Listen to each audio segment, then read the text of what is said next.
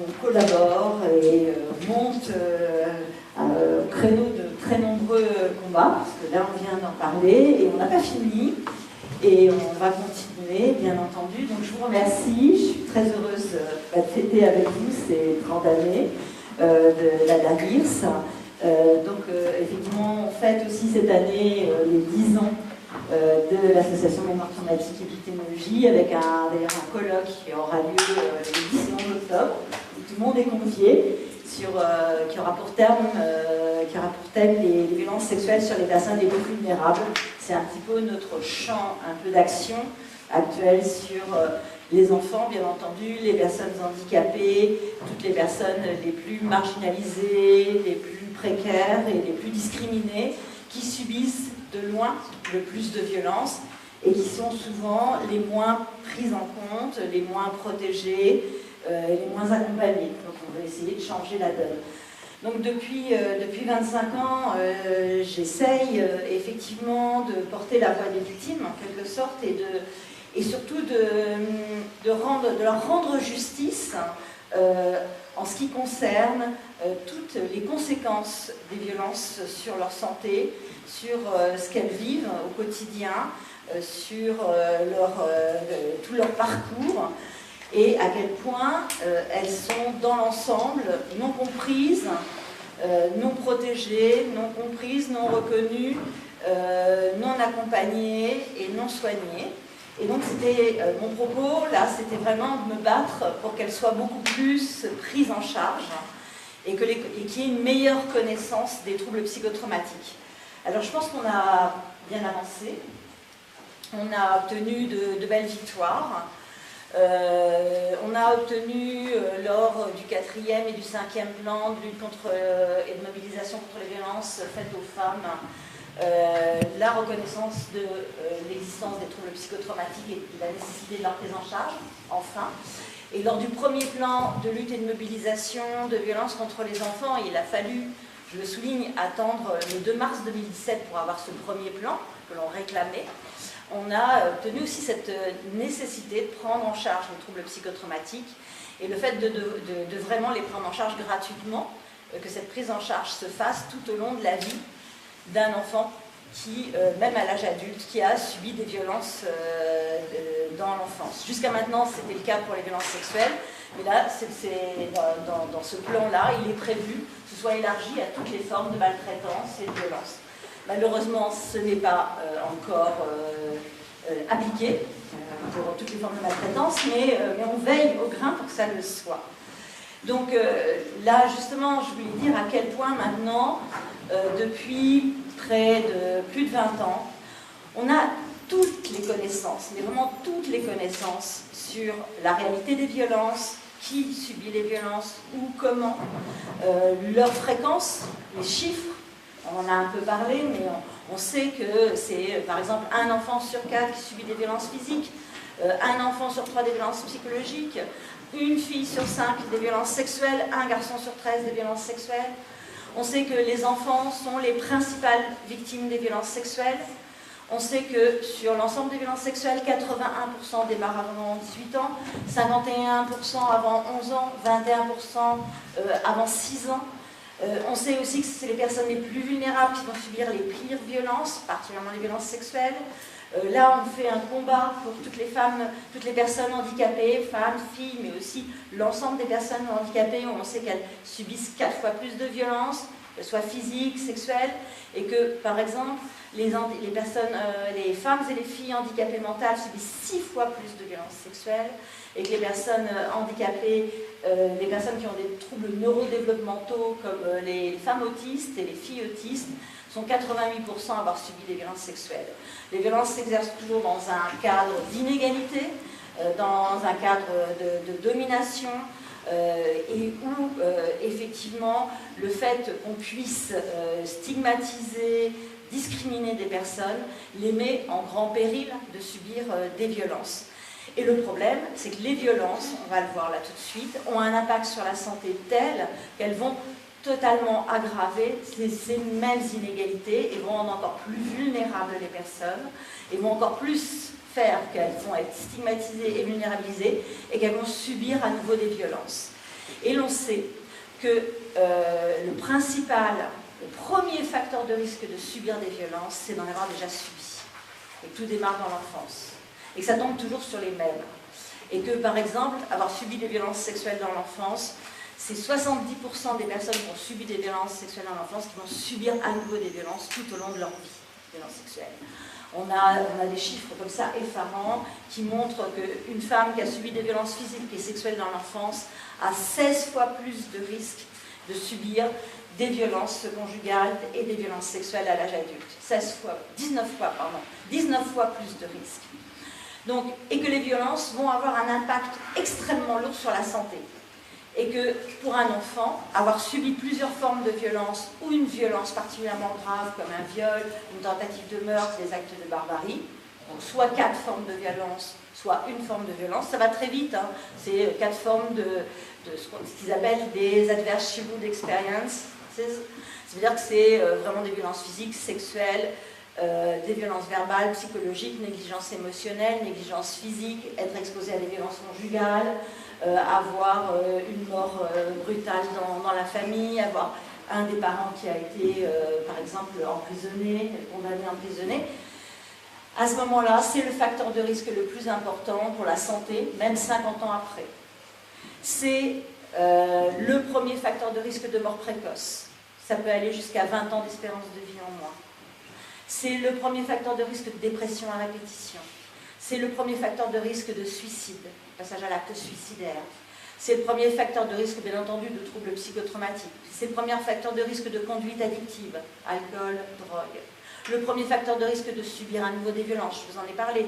Mais c'est aussi le premier facteur de risque de troubles cardiovasculaires, pulmonaires, beaucoup de troubles digestifs, de maladies auto-immunes. C'est un risque très important aussi au niveau de développer du diabète, de développer des cancers. L'impact sur la santé est monstrueux. Toutes les études concordent pour le dire. On a toutes les études possibles. Aucune étude n'a pu démontrer le contraire. Tous les mois, dans les plus grandes revues, c'est dit. Mais ce n'est pas encore, malheureusement, une priorité absolue politique en termes de problèmes de santé publique majeurs. Et on sait, et c'est ça qui est vraiment très important, que toutes ces conséquences catastrophiques pourraient être évitables, même si on n'a pas réussi à empêcher ces violences, on peut éviter l'ensemble de ces conséquences catastrophiques en traitant les psychotraumatismes. Parce que toutes les conséquences sont liées au psychotrauma. Donc traiter, identifier les enfants victimes de violences, les protéger, les traiter, c'est vraiment empêcher toute cette cascade de conséquences catastrophiques. Et du coup, ne pas le faire, c'est une perte de chance épouvantable. Ça veut dire aussi que les médecins sont en première ligne. D'ailleurs, dans les grandes enquêtes de l'Observatoire national des réponses pénales et de la délinquance, on s'aperçoit que, par exemple, les victimes, particulièrement les femmes victimes de violences, les victimes de violences sexuelles, disent que leur premier recours, c'est le médecin. Et effectivement, je viens vu l'impact sur leur santé, c'est tout à fait logique, et que le deuxième recours, c'est police-justice. Donc ça veut dire que, normalement, les médecins sont en première ligne. Or, et chercher l'erreur, les médecins, c'est quasiment les moins bien formés en psychotraumatologie et en victimologie. C'est-à-dire, actuellement encore, en 2019, et là vraiment je souhaite que vraiment on change la donne, je regarde les élus, je souhaite qu'on change la donne pour que, enfin, les médecins aient une formation obligatoire en psychotraumatologie. C'est un problème de santé publique majeur, reconnu par l'OMS, reconnu internationalement. On n'a pas le droit, c'est une perte de chance énorme, on n'a pas le droit de ne pas traiter les personnes. Et il faut qu'il y ait un dépistage systématique. Il faut que les médecins puissent dépister les enfants qui subissent des violences, les personnes qui ont subi des violences, qui ont, même dans l'enfance, quand ils sont adultes, et leur proposer des soins. Pour ça, il faut un dépistage systématique. Notre président a dit le 25 novembre 2017, a dit qu'effectivement il était pour le dépistage systématique. J'espère qu'il va être vraiment mis en place, mais il ne pourra se faire que si les médecins sont formés. Il faut qu'ils soient formés déjà en initiale, pendant leurs études, et aussi en continu. Donc ça, j'espère que ça va être le cas. On sait aussi que la psychotraumatologie, c'est à peu près, maintenant, tout le monde s'accorde à dire que c'est entre 60 et 70% de la psychiatrie, c'est de la psychotraumatologie. Mais ça veut dire aussi que c'est quelque chose qu'on peut traiter. Et que le traitement, ça passe par la prise en charge des troubles psychotraumatiques et particulièrement de la mémoire traumatique. Alors, pour comprendre un peu ce qui se passe, c'est-à-dire que pourquoi les violences ont un tel impact, il faut savoir que le cerveau est extrêmement vulnérable à la violence. Que les troubles psychotraumatiques, longtemps, on a cru que c'était plutôt un impact psychologique qui était lié plutôt à la vulnérabilité de la victime, au fait qu'elle ne soit pas, par exemple, résiliente. C'est pour ça que quand on voyait que, par exemple, il y avait plus de femmes qui présentaient des troubles psychotraumatiques dans la population générale, de façon sexiste, on a pensé que les femmes étaient plus sensibles, moins résistantes aux violences. Or, ce n'est pas du tout le cas. C'est que simplement, elles sont beaucoup plus exposées aux violences qui vont être les plus traumatisantes, à savoir les violences particulièrement sexuelles. Pour vous donner un ordre d'idée, dans le cadre des traumas en général, il y a 24% de risque de développer des troubles psychotraumatiques. Tout trauma, donc ça veut dire c'est les violences, bien entendu, mais ça peut être aussi des catastrophes climatiques, un incendie, un accident. Il y a 24%. Aussitôt qu'il s'agit de violence, on passe au-dessus de 50%. Quand il s'agit de violence intrafamiliale, on est à 60% de risque de développer des troubles psychotraumatiques. Quand il s'agit de violence sexuelle, on est à plus de 80%. Quand il s'agit de viol, on est à 100%, particulièrement pour les enfants. C'est pour ça que les viols sont utilisés dans les situations de torture, dans les crimes de guerre et dans les crimes contre l'humanité. C'est extrêmement destructeur. C'est vraiment utilisé comme une arme. Je travaille avec Denis Mukwege, qui a été, ça nous a fait vraiment chaud au cœur, il nous a donné beaucoup d'espoir, qui donc a été prix Nobel de la paix avec Nadia Mourad, qui est cette combattante yézidi, très courageuse. Donc je travaille avec lui, je fais partie avec lui de la chaire internationale de lutte contre les violences faites aux femmes et aux filles en situation de conflit, violences sexuelles. Et ensemble, on lutte effectivement contre l'impunité, pour la prise en charge des victimes, et pour cette prise en charge holistique dont on parlait tout à l'heure, où il s'agit de faire une prise en charge pas uniquement judiciaire, pas uniquement sociale, mais aussi médicale et psychologique. Et il y a ces 4 piliers absolument nécessaires, et du coup c'est l'intérêt de tout votre travail, de proposer cette prise en charge. Donc les conséquences psychotraumatiques sont extrêmement lourdes et le problème, c'est que leur méconnaissance... Alors, excusez-moi, je reprends un peu ce que j'étais en train de dire. Je disais qu'on a vraiment longtemps cru que c'était plutôt le problème de la victime, pour tout d'ailleurs, particulièrement pour les violences sexuelles. C'est la victime qui crée l'agresseur, c'est elle qui a provoqué l'agression, c'est elle qui l'a bien mérité ou qui n'a pas fait ce qu'il fallait, etc. Et puis, c'est elle qui va mal parce qu'elle n'est pas capable d'aller bien, en quelque sorte. Parce qu'elle devrait se relever, elle devrait tourner la page, elle devrait penser à autre chose, ou elle devrait se rappeler beaucoup plus tôt, ou elle devrait partir, etc. Vous savez très bien, donc c'est vraiment le propre de la culture du viol, de la culture de la violence. Et ça, c'est un déni total, gravissime, de la réalité des conséquences psychotraumatiques.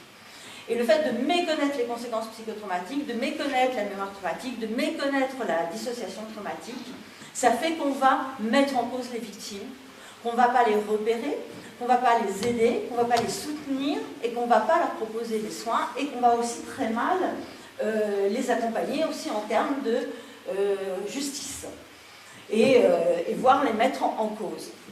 Les troubles psychotraumatiques, il faut avoir vraiment bien en tête que ce sont des conséquences normales de situations anormales.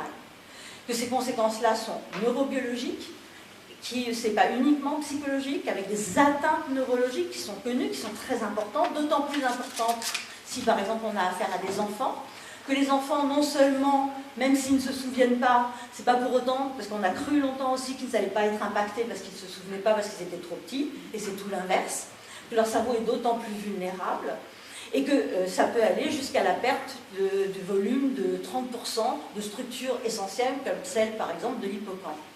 Que c'est un ensemble de mécanismes de survie qui se met en place, qui est lié au fait qu'on est confronté à des violences qui vont générer un stress extrême, tellement dépassé en quelque sorte, que le cerveau qui pourrait être responsable de la mort de la personne, c'est-à-dire qu'il pourrait, ce stress dépassé, pourrait être responsable d'un risque cardiovasculaire et neurologique.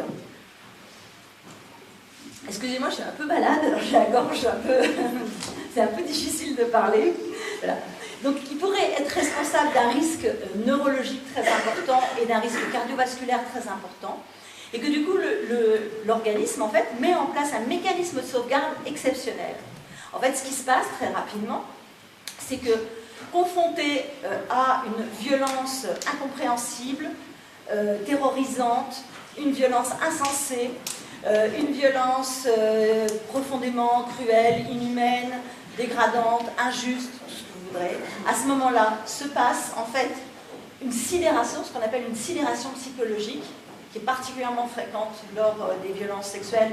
Et par exemple, lors des attentats, on voit, et dans beaucoup de situations, on voit. Et cette sidération va bloquer les fonctions supérieures qui ne vont pas pouvoir contrôler la réponse émotionnelle qui, elle, va continuer à monter. En sécrétant, donc cette réponse émotionnelle va sécréter des hormones de stress, adrénaline, cortisol, à des taux tellement importants qui vont représenter un risque vital pour l'organisme. Et on va se retrouver exactement comme dans un circuit électrique qui serait en survoltage, où tous les appareils pourraient griller, en l'occurrence le cœur et le cerveau, et le cerveau fait disjoncter le système. Et cette disjonction de ce système, du circuit émotionnel, c'est ce qui permet en fait que la structure qui est à l'origine de la réponse émotionnelle, qui s'appelle une amygdale cérébrale, une petite structure dans le cerveau, ne va plus pouvoir sécréter de l'adrénaline et du cortisol, qui est responsable du stress extrême. Et d'un seul coup, c'est ça qui aboutit à ce qu'on appelle une dissociation traumatique, une anesthésie émotionnelle. C'est ce que décrivent les victimes quand elles disent que d'un seul coup, c'est comme si elles étaient spectatrices de l'événement, extérieures à l'événement, comme si elles voyaient les choses de l'extérieur, et qui font qu'elles vont rester complètement sans émotion, sans douleur. Bon, j'ai une jeune patiente qui était dans la fosse au Bataclan, qui a reçu une balle, qui lui a traversé le ventre, qui est restée 2h30 dans la fosse, en ne bougeant pas et en ne ressentant aucune douleur pendant 2h30. En revanche, c'est au moment où on l'a secourue que là, ça a été l'explosion totale. En fait, cette dissociation traumatique est très importante, qui fait que le circuit émotionnel est déconnecté, que le cerveau est inondé d'une sorte de cocktail morphine-kétamine, qu'il n'y a plus cette émotion, il n'y a plus cette douleur. Cette dissociation traumatique va durer le temps où le danger perdure. Donc, tant que la victime est confrontée à l'agresseur, elle reste dissociée. Or, vous le savez, beaucoup de violences sont le fait de personnes proches avec lesquelles la victime vit, et du coup, la victime, elle peut rester dissociée 1 an, 10 ans, 20 ans, 30 ans, 40 ans, 50 ans, si elle reste en contact avec l'agresseur. Et cette dissociation traumatique, c'est ça qui rend incapable de se défendre. C'est on se défend avec nos émotions. Quand on n'a pas d'émotions, on ne peut pas se défendre. Cette dissociation traumatique aussi, elle rend incapable de pouvoir résister en fait à des injonctions, à des ordres. C'est elle qui génère un phénomène d'emprise extrêmement puissant. C'est comme ça que sur un enfant dissocié, on peut lui dire de se déshabiller, de se mettre à genoux, d'aller dans la salle de bain, de faire ce que... Et elle va exécuter les ordres. Mais c'était ce qui se passait aussi dans les camps. Et c'est cette dissociation traumatique qui va être à l'origine des amnésies traumatiques. C'est-à-dire que la dissociation traumatique, la mémoire, ça fonctionne aussi avec les émotions. C'est-à-dire si je vous dis, on est 17 mai 2019, si je vous dis qu'est-ce que vous faisiez le 17 mai 2017, dans l'ensemble, personne ne peut répondre, sauf si le 17 mai 2017, c'est un jour important parce qu'il y a un anniversaire, parce qu'il y a une naissance, parce qu'il y a eu un décès, parce qu'il y a eu quelque chose. On a une mémoire qui hiérarchise en fonction des émotions, très fortes, qu'elles soient positives ou négatives. Quand on n'a plus d'émotions, tout est pareil. Tout est au même niveau. Le moindre détail est au même niveau. Un tout petit détail qui, en fait, ne paraît pas avoir d'importance, va être au même niveau que le fait atroce qui a été subi. Donc tout est dans un brouillard total, et c'est comme ça que les amnésies peuvent durer des années et des années. Tant que la victime reste en contact avec le système agresseur, quel qu'il soit, tant qu'elle continue à subir des violences, elle va continuer à avoir cette dissociation. La dissociation, ça fait aussi encore autre chose, c'est que ça rend extrêmement vulnérable à d'autres violences. C'est-à-dire sans émotion, il n'y a pas de possibilité de se défendre, de pouvoir en fait s'opposer. Et du coup, la dissociation, elle est recherchée par les prédateurs. Les agresseurs, ils vont créer la sidération en fonctionnant, en terrorisant le plus ou en bloquant le plus les personnes, mais ils vont rechercher cette dissociation aussi pour avoir des personnes à leur disposition.